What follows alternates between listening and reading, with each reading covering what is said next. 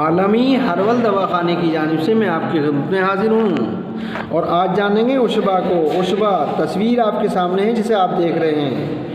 عشبہ کو کن کن امراض میں استعمال کیا جاتا ہے اور کتنی مقدار میں کیا جاتا ہے، کس کس زبان میں اس کو کس نام سے جانا جاتا ہے، اس کی پوری جانکاری لیں۔ اس سے پہلے اگرچہ آپ چینل کو پہلی بار دیکھ رہے ہیں اور چینل پر نئے ہیں تو برائے مہربانی چینل کو سبسکرائب کریں اور گھنٹی والا بٹن دبائیں تاکہ آنے والی اور موجودہ تمام ویڈیو آپ کو ملتی رہیں اور آپ اس سے پورا فائدہ حاصل کرتے رہیں۔ تو جانیں عشبہ کو۔ عشبہ کو فارسی میں عشبہ اور عربی میں عشبہ مغربی اور انگریزی میں سارسا ریڈکس اور کئی دوسری زبانوں میں اس کو الگ الگ ناموں سے جانا جاتا ہے۔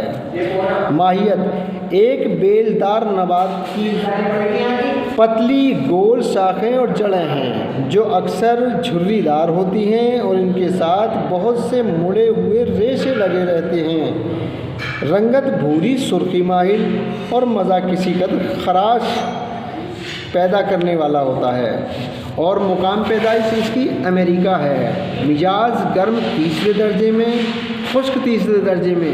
افعال: محلل اورام اور ملطف مواد اور مدر بول، مصفی خون۔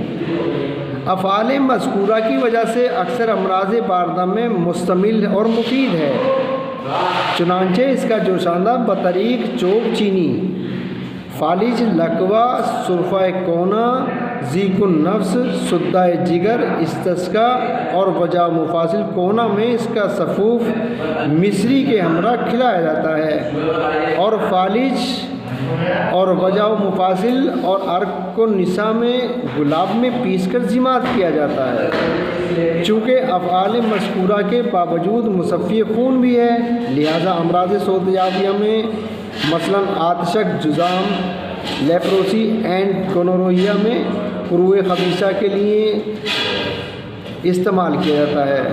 تصفیہ خون کی غرض سے اس کا شربت بنا کر پلایا جاتا ہے۔ خاص نفع: امراض سودابی مثلاً آتشک، جذام میں اس کا استعمال کرنا مفید ہے۔ مضر: حمیات حارہ میں اور گرم مزاجوں کے لیے نامناسب ہوتا ہے، مثلا روغن بادام۔ مقدار و خوراک 5 ماسہ سے 7 ماسہ تک۔ مزید تحقیقات: عشبہ میں ایک متعدل جوہر لطیف روغن دار اور پائے جاتے ہیں۔ عشبہ ہندی میں ایک جوہر فعال ٹینین اور نشاستہ پائے جاتے ہیں۔ مرکبات: معجون عشبہ۔ آپ بھی اس سے فائدہ اٹھائیے۔ اگرچہ ویڈیو پسند آئی ہو تو لائک اور سبسکرائب کر کے گھنٹی کا بٹن ضرور دبائیے تاکہ آنے والی